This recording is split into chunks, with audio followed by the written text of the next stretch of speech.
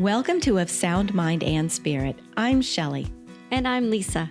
We're sisters walking together on a journey of faith, seeking God and growing through the quiet stirrings of midlife. And to that question, we all find ourselves asking, what now, Lord? Through honest conversations, shared stories, and practical Catholic wisdom, we explore how God refines us in changing seasons. Strengthening our minds in truth, steadying our hearts in faith, and deepening our spirits in Christ. Whether you're navigating a transition, discerning what's next, or simply longing to grow deeper, you don't have to do it alone. This is a place where we grow together, learning to trust God more deeply and to step into who He is calling us to be in this season. Let's begin.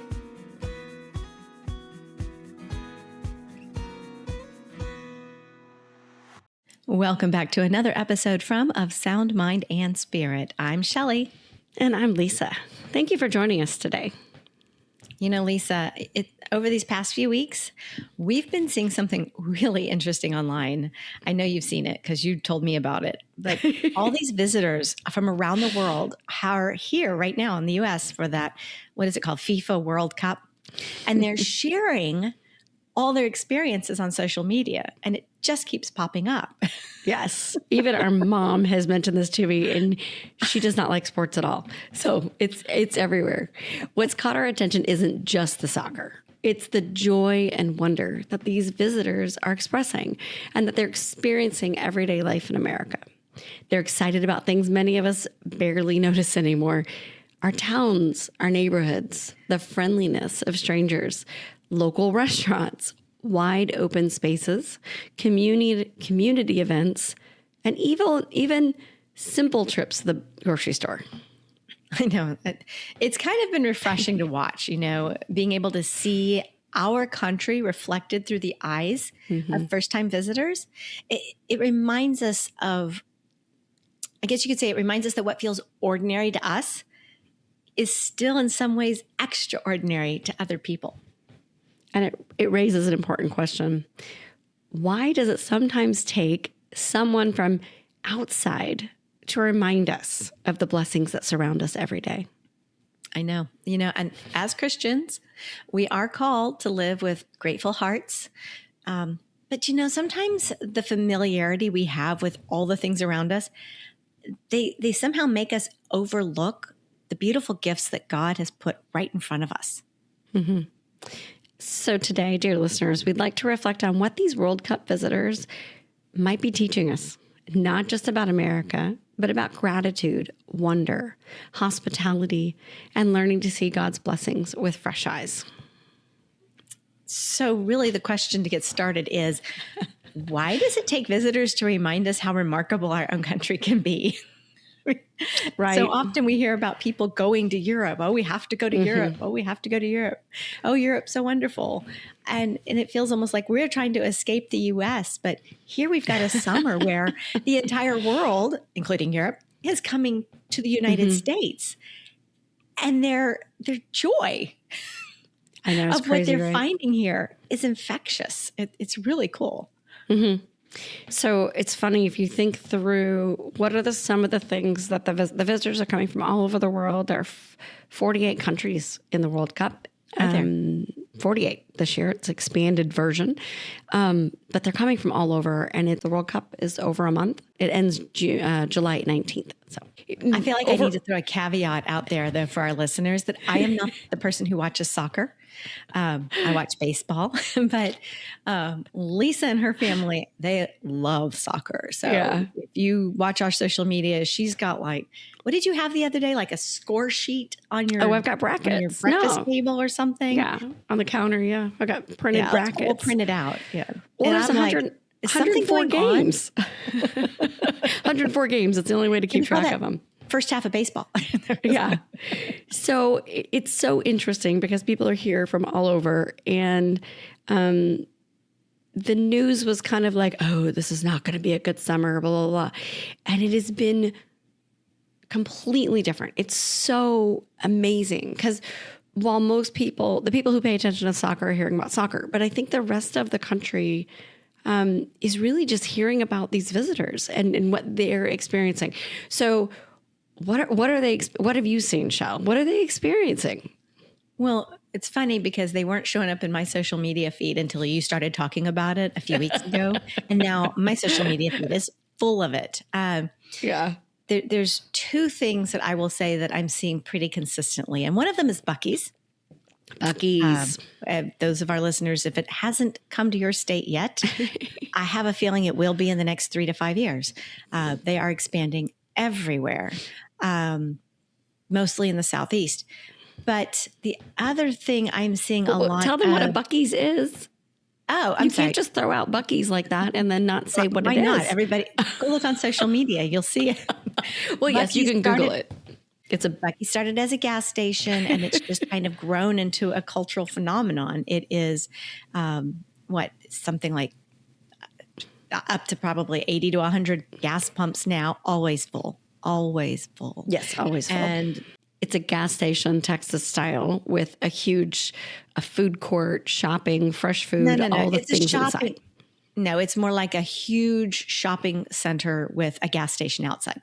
Okay. Started as a gas station. It's not a gas station anymore. And so anyway, they are known for their clean bathrooms. Clean bathrooms, yes. Abundant and clean. They aren't showing on social media. No, I guess. No, weird. That's not true. I have seen some Europeans comment on not only the bathrooms clean, but they're free. Because in a lot of, not just Europe, but a lot of parts of the world, bathrooms, aren't always clean. Trust me on experience on this one. And they're not free. So free bathrooms. The other thing is that they can get water for free, or that they go to a restaurant and they put bread on the table and it's free. So, or chips and salsa. But the water for free, or free refills. That's free refills. Yes, one guy is like, this Coke. This is, and the guy's like, you can't. You're not actually going to get 1,000 refills. And he's like, but I could. I know. I love that guy. Even things from going to the grocery store, and just the grocery store visits are hysterical. And just looking at the sheer volume and variety of food. You know, the cereal aisle, the chips aisle. They just don't, other parts of the world don't have the abundance and the choices that we have in stores. And that's something we very much take for granted, I think. The friendliness, people holding the door open for them, talking to them, people just chatting them up, which I think is more of a Southern thing, in my opinion. Not everywhere in the U.S. is that as friendly as other parts. Not calling anyone out, but certain areas of the country are more friendly than others. I like watching them, like trying to figure out what an HEB fresh warm tortilla is, and they're trying to describe it. Yeah, and then they're just like, yeah. It's really just interesting. I see videos of people finally understanding what air conditioning. Like why we're so obsessed with our air conditioning. Again, that's probably, in the states that are really hot right now, because we've been really hot for June here in Houston. And I love it because we've gotten grief worldwide for years over our addiction to air conditioning. And now they're here and it's really hot and humid. It's really humid right now. And they're just like, I get it. This is amazing, I think our heat index was like 110, 115 yesterday. So. Exactly. And then they are understanding also why maybe, again, where we are, don't have a lot of mass transit. We have buses. We don't have, subways and stuff here. And they say because the roads are so much nicer here, wider, easy to drive. I did see a tourist, and I forgot where he flew into, and he rented a Dodge Ram pickup truck. And he was so excited to drive a pickup truck. And then of course he stopped for a cowboy hat, and, just experiencing the open road versus taking trains and things that other people do. And how far everything is. I've seen videos explaining to tourists, no, you really can't walk to stadiums. You can't. There's freeways in the way. It's not, or it's too hot, or it's just, it's very different. And it's not all negative. A lot of it is very positive. They didn't understand things until they got here, which is still cool. That's true for me a lot when we travel. I've been to cities where I didn't understand why they kept insisting we do things their way. And then I went and visited them and it was like, oh, because it works here. It like really, really works here. It would never work in our house, in where we live in Texas, but it really works well. First time we went to Boston and we were trying to figure out the metro or whatever they call it. Remember that? We have a picture of us standing in front of that map. We do, but it works there. Yeah. And it works, so I get it now. And I think that watching them experience that for the first time, it reminds us of our own adventures, but also it helps us to kind of understand that not every place is the same and that there's things that work there that aren't going to work here and that it's okay. It's okay. Dad would say, it's okay. Life's not fair. But it's okay. Well, Dad said that last week on the podcast. And if you haven't listened to our dad's interview last week, you really, really, really need to go listen to it. One of the things he pointed out was that, God didn't make us all the same. And God made us all with great diversity. And if he hadn't, life would be really boring.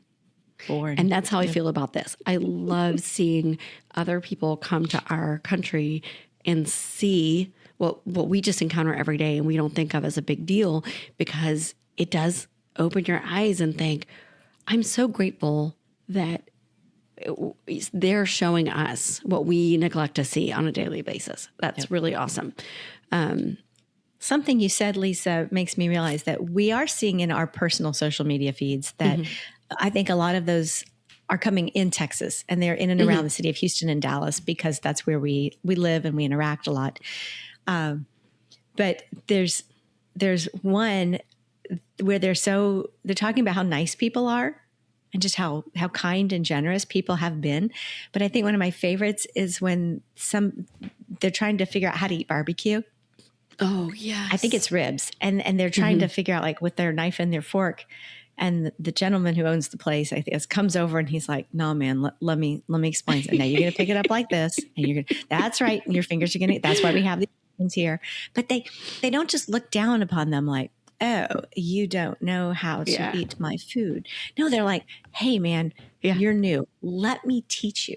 Let me explain it to you," and not in a negative way, but in a way that makes them feel welcome and comfortable asking the question and like, "Oh, wow, y'all are really nice." And that's so helpful. But how many times have we gone into a restaurant that isn't of our ethnicity and not known how to eat the food? I'm thinking of the first time I went and had Vietnamese pho. I had no idea what I was doing. It's my favorite thing. But somebody took the time to say, "Hey, this looks different for you. Here's how you do this." And just that little bit of hospitality, that little bit of generosity, it cannot be overstated. And we're seeing it in abundance. And I guess I was kind of holding my breath before the World Cup started because according to the news, right, this was going to be a disaster. And it hasn't been anything right. Well, that's true. I think that it's because it's going well, in my opinion, all this, because it's person to person. And I think that innately, I'm a very positive person, and I innately believe that we look for the good in each other and approach each other as individuals and not just as stereotypes or how the media wants to define us. And I'm really thankful that that's how it's going. People just seeing each other as humans and that we're all getting super excited about, hey, let me help you. Like, let me show you. How about this? And what about that? And I will say, I'm gonna quote a meme for a second that I've been seeing a lot on social, which I don't think you said you've seen, but I just loved it because it just seems so true. And it says, somebody said that the World Cup is just the U.S. having a giant sleepover with cousins we never see because our parents hate each other. And I thought, that is so true. Oh, that's so true. The world wants us to hate each other, right? It wants us to all be against each other and all this stuff. And instead, we're just all happy to, get together, have fun, see each other's joy, and cheer on each other's teams. And because there's a lot of people out there cheering for other teams. It's not just you have to. I mean, I think if you're from U.S., you should cheer for the U.S., obviously. But I also think it's fun to like. I had friends who went down to the Netherlands Big Orange March here in Houston the other day. 20,000 people. A lot of them are Houstonians, and they just wanted to go because why not? Like, this is cool. This is fun. Let's go see what this orange double-decker bus is all about. You know. Yeah, you were telling me about that this morning, that a lot of the Houstonians were wearing their Astros baseball orange shirts so that they could be there in solidarity and welcoming. And I don't know how far they walked, Lisa, but it was hot. It was really hot. Thankfully, they the counties and the city worked in advance, and they had EMS out there and fire trucks. The fire trucks sprayed people with water, and EMS were there to treat people for heat. Exhaustion, heat stress, which unfortunately some people did have to go to the hospital. So they did plan ahead. One of my other favorites is them finally understanding why in Houston, walkable culture is not a thing. Like we don't want to walk outside. We love to walk outside. We just don't want to do it in the summer because the heat index, like we said, is over 110. And the other thing is, while they were standing in line for the game to open the other day here in Houston, it started pouring down rain. Oh. So one minute they're all dying of heat stroke, right? And then the next moment we had all these storms roll through and they're soaking wet. And it's just like, this is life in Houston. I mean, we all just kind of chuckled. And I heard that the fans were frustrated, of course, but they were laughing because it's like, oh my gosh, we got to experience. I heard in Kansas City, I think it was, they had some tornado watches or warnings. And it's just like everyone getting to experience all of America all at once. It's. Are you saying that The Wizard of Oz and Dorothy and the Tornado is about to become a big resurgence in Europe? They're going to be watching that movie again. I experienced a Kansas tornado. Yeah, or the movie Twisters is going to become popular again. Oh, Twisters, that's probably better. Yeah. Well, like one of the national teams, at least one that I saw, went to a baseball game. Just to experience it, you know, and I don't know. It's been so much fun. One of my favorites, you mentioned barbecue, was a Japanese man eating barbecue for he was very excited, and you know, watching him devour barbecue was with like a grin on his face. It was amazing. It was amazing. Yeah. And I saw one where they were saying that all the things that are wrong with the United States, and the guy was literally like, but now that I'm here, it's not. It's not wrong at all. And somebody says, but you have to tip. And they're like, I don't have to tip. I want to tip. They did a great job. I had a wonderful experience, and I thought that was sweet. So yeah, think about it. We go visit other countries. It's a huge thing right now in American culture to want to have an experience, a travel experience. It is summertime and lots of people are out traveling. It's something that we do. And one of the reasons we do it is not just to see the physical beauty of a place, but we also want to go see how different it is. And we want to experience something outside of our normal. And so bringing it back to they're coming here, and a lot of them are here for soccer. Let's be fair. Like they're here because of the games, but they're staying, and a lot of them are staying for weeks, and they're road tripping, and they're experiencing something outside their normal. And it really, how do we have that same sense of wonder and gratitude that they're giving us here? How do we do that with what's right around us? Can we learn from them? Well, I think what it does is it kind of opens our own eyes to look around us and see it through a different lens. Watching the Europeans and the foreign guests respond and react to what we take for granted is kind of, like I said, it's reflecting it back, and now we're excited again. I mean, I will tell you, I've been taking Buc-ee's for granted. We just traveled over to Florida and back, and we stopped at a new one, and I was kind of muttering, people don't know what the traffic pattern is here. They're supposed to go this way, not that way. You were actually. I think it just seeing the joy coming across on social media reminds us that there's more good in our country than the pundits and the people chasing response videos would want you to believe, especially the news. The news is about trying to make things seem dire, so you'll stay tuned in. but Right. I find it much more leads. refreshing. Yes, I find it much more refreshing to see our country through these new eyes. It is exciting. It is. Well, if you think about it, I mean, as Christians, we're called to live life with a sense of gratitude, right? And I think that I know I've been very focused on, nature and God's creation in that way in the last, especially several years, and seeing God working through that. But sometimes you need that reminder to see how God is working through us, through humans, through our own communities, or even our churches. One of the things that really stood out to me in the last week was how much our own archdiocese has been outreaching to we'll call them tourists, the tourists that are here. Houston is a very diverse city. I think it is one of the most diverse, mostly because of the probably the hospital centers, the medical center, and the energy stuff Corridor. here. But so we have mass in, I can't remember how many languages. I think it's like 40 languages in a weekend, every weekend.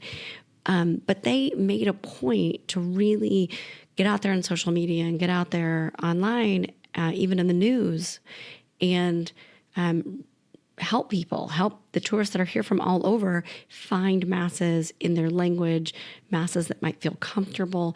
And then they held, since we've got Portugal's here twice and with a weekend in between, evidently there's always a mass in Portuguese in Houston every weekend, which I did not know that.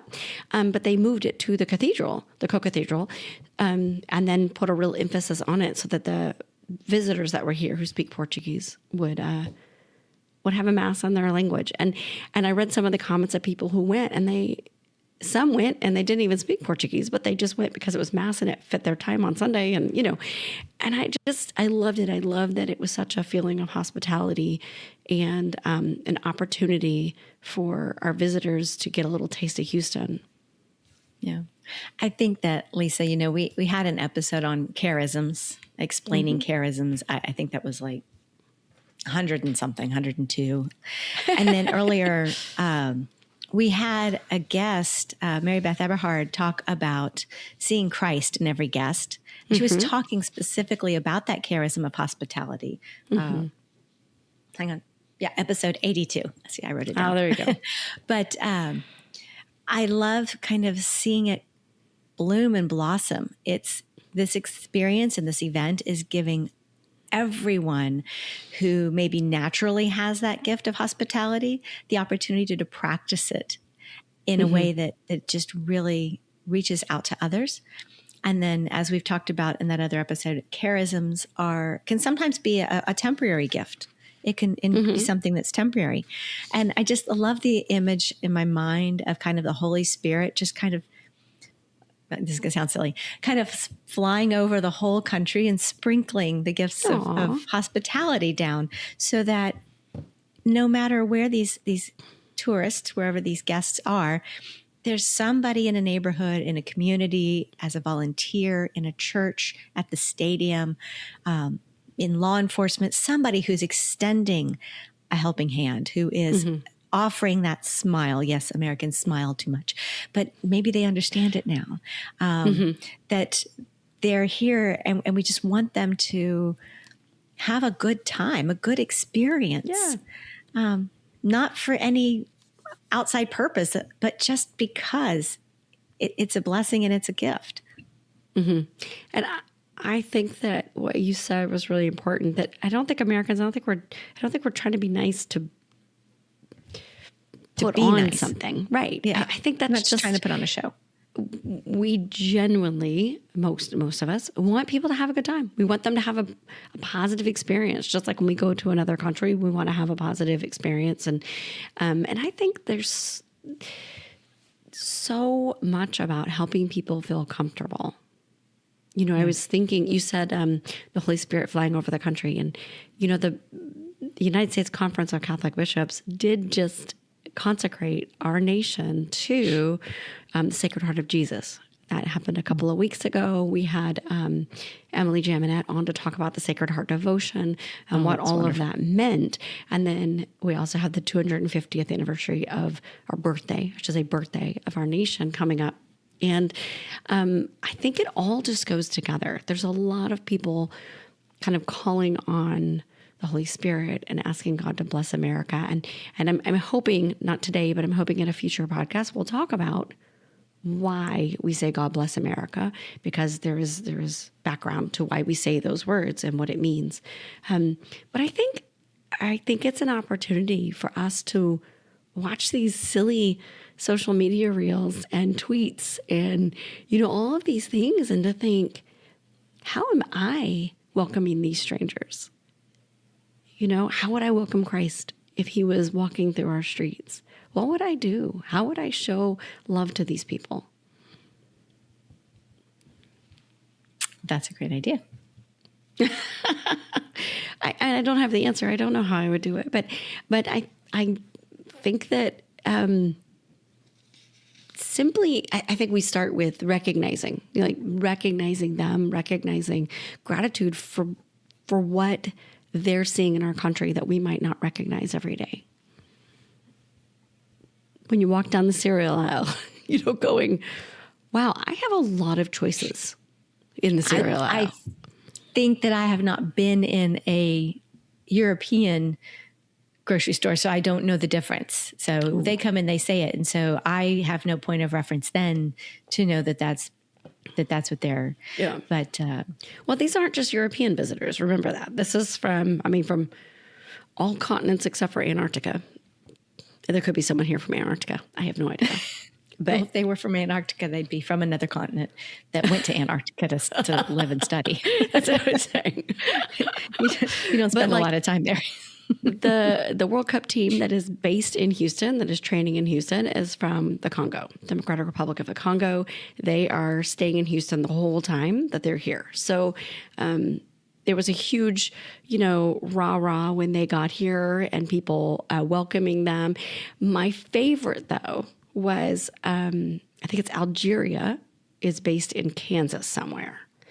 For the World Cup. And one of the universities, I apologize to my Kansas friends for not knowing if it's Kansas or Kansas State. I don't know. But one of them, they learned their national anthem. And when they got off the plane, they greeted them with the band playing their national anthem and waving flags and welcoming them to Kansas. And it made the news all over because everybody was so shocked, that they would take the extra effort to do this. And I just thought, why wouldn't we? I think that's great, but why wouldn't we do that? I think the point is that somebody organized that. Somebody had the idea. It wasn't like we just went out into the street and said, hey, pass the sheet of lyrics around. We're all going to sing the song you don't know.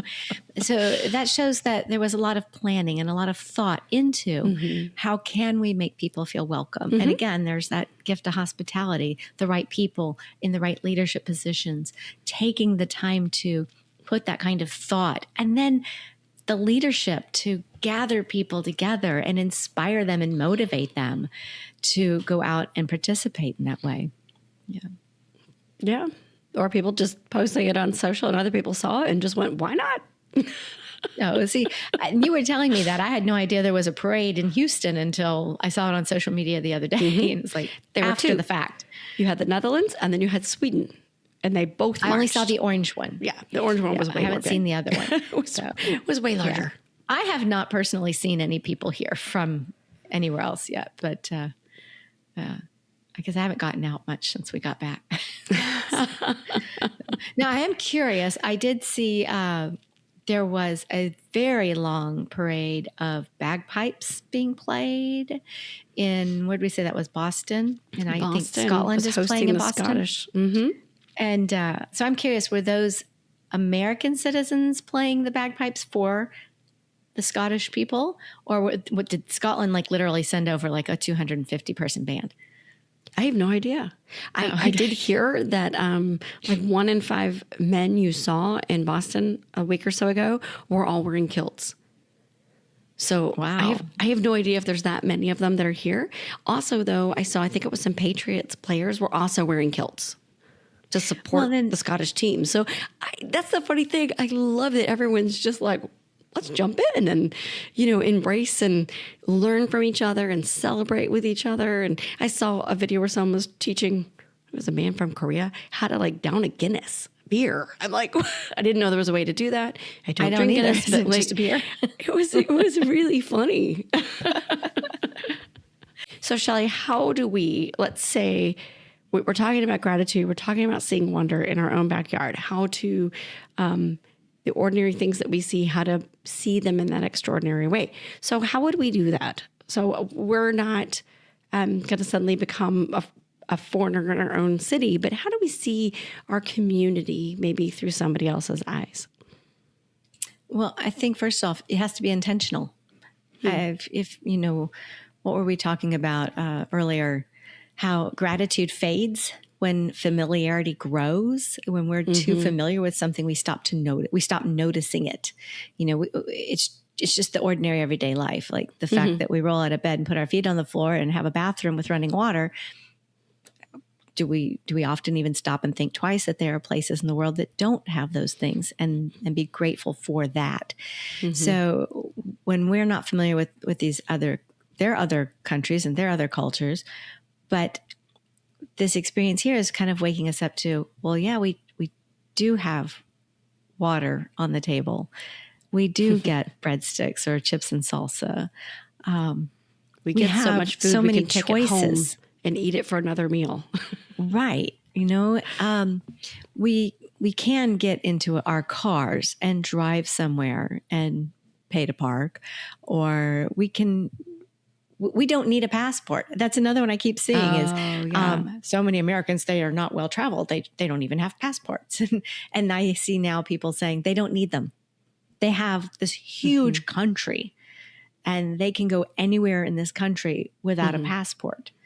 So they are well traveled.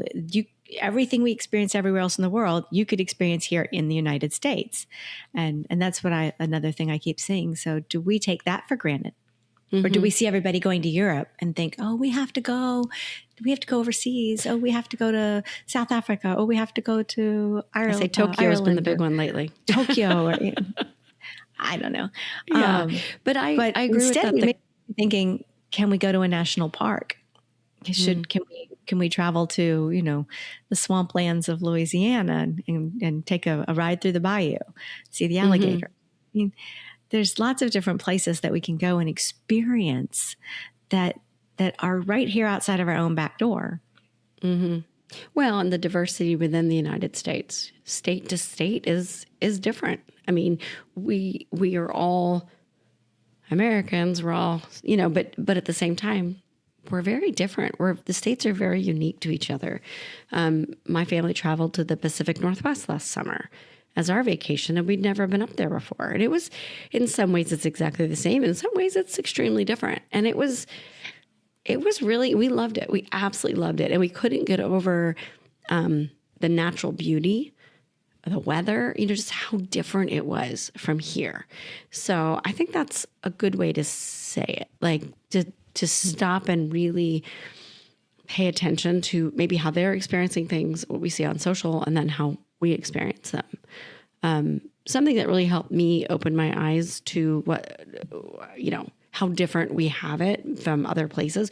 One is traveling. I mean, obviously when you travel somewhere else, but a lot of times as Americans, we're like, oh my gosh, everybody else has it better. It's so much, it's so amazing over there, or wherever you go. Right. When we had our foreign exchange student here, Clara, a few years back, oh my gosh, just getting her into the car and driving her to school that first morning, and we saw a yellow school bus. She came unglued that there was a yellow school bus. Cheerleaders. She didn't realize that cheerleaders actually existed, except for in movies. Her American culture knowledge was movies, right? So when we drove past downtown Houston for the first time, she just was glued to the window. She'd never seen anything like that, So all those kinds of things, I think you stop and think about it. Not everything's the same everywhere, even from state to state, city to city within the U.S. And then, just pausing and taking a moment to, all these silly little things that we take for granted. I'm trying to think of one right now and I can't, I would even say road tripping. just the ability to get in the car and just drive across. I mean, think about how far you could drive and I was gonna say Texas, which it's like 16 hours. You're not out of Texas, Yes. but to drive from the East Coast to the West Coast or the Gulf of America up to Canada, I mean, like those are some really long drives, and you never leave the country. And yeah, we went through 5 states last week, and we were shocked. when we were kids, state number 2, state number 3. we were kids. We road tripped a lot, and we camped. We didn't stay in hotels. We camped, and so just having that opportunity to do those things and to so what we can do to get outside of ourselves, maybe go visit a landmark. If you were a tourist in your city or in your area, what would you go see? And we might overthink it, so Google it. Like, look it up online, and what do people come to see in your area? Maybe go to a community event. Maybe there's a summer, so a lot of places have festivals, maybe state fairs, different things like that, and places that aren't terribly hot. Maybe is there a walking tour of your town or your city, your community? I'll give you one, Lisa. Houston, we have the tunnel system underneath downtown. Oh, yes. I have not seen any tourists going downtown into the tunnel system. But they probably don't know it exists. It's not hot down there. It's air conditioned. Do you know I have a lot of friends? I was talking about this in book group. Most of them had no idea it existed. One of them saw a reference to it, and they were like, "Did you know there's tunnels downtown Houston?" I'm like, yeah. It's like 5 miles of tunnels. Yep. They're down there that you can walk, and there's shopping malls and food courts and stores and all this stuff. And I'm like, yeah, we used to go down there. Take an architectural tour. See if if you live near an urban city, a big city like Houston or Chicago, or I don't know, see if they have an architectural tour. You will not be sorry. That is a fascinating tour. Or a historical tour. Like we've talked about the painted churches near us. That are about an hour or 2 away, or Galveston was doing a historical tour of their churches this last weekend, which included the church you were married at. Yes. Look for, I've been thinking about some of the smaller towns, rural small towns I've been to. Look for the historical society. They usually have a storefront somewhere that's kind of like the local history museum. And I know, Lisa, y'all aren't big museum people, but there's something nice and unique about visiting that and then talking with the locals and asking them, what's really important here and what could you tell me about it that I'm not learning from this placard or that spinning wheel or whatever. Yes, sometimes they start to look the same, but each one has got a really unique story. All you have to do is ask the docent. I love that idea. I just read about a vintage sewing machine museum in Tulsa with 1,500 different sewing machines that are at least 150 years old, which is crazy. But I'd love to know the story of how that came about because it's interesting. Something else I was going to say is go to a new restaurant. Something maybe even out of your comfort zone, maybe a new part of town. Houston is a huge food town. I'm seeing a lot of arguments online right now about that we're a larger foodie town than, I'm not going to name names, but other big cities you would think were big foodie towns. But, it's just step out of your comfort zone. Like you said, going to have Vietnamese food for the first time, or we have a big West African cuisine location here in Houston. Go somewhere different. And hopefully they are as welcoming and as friendly and teaching us about their cuisine and the flavors and the how to eat now that they've had all these guests coming in for the World Cup games. So that would be fun. Or heck, just there have been places I haven't gone to eat because I don't know what the cuisine is or how to order. Yeah. I was at there's a chicken and waffles place I've never been to that I keep hearing really good things about. So chicken and waffles is not my thing, but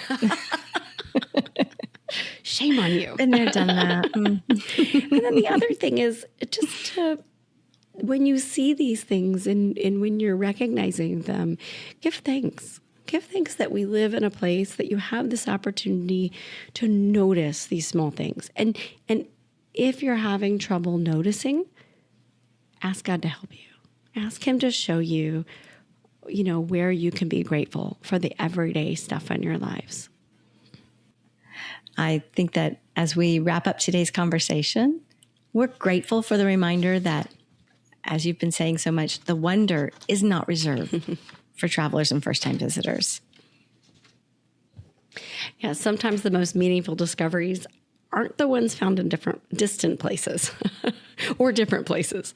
They're found right where we are when we choose to look with fresh eyes. Yep. And as we've talked about, the excitement that we are seeing from all these visitors experiencing America reminds us that the blessings we get to encounter every day are real and true blessings, even if we've become accustomed to them. Exactly. Our communities, our churches, our neighbors, our freedoms, the beauty of creation all around us. These are all gifts from God that deserve our attention and our gratitude. Okay, so listeners, here's a simple challenge for you this week. As we've kind of talked about, we invite you to take a walk through your neighborhood. Go and visit your favorite local place. Seek out and attend a community event, or just take a pause in what you're doing and notice something again that you realize you've stopped seeing. That's a good one. Look at your town, your daily routine, and the people around you as if you're seeing them for the very first time. And then as you do, and you get that feeling of really truly noticing it, offer your thanks to God for anything that you've discovered. I like that. Thanks for spending time with us, and we'd love to hear what you see and what you recognize as you take this challenge this week. All right. Until next time. Bye, y'all.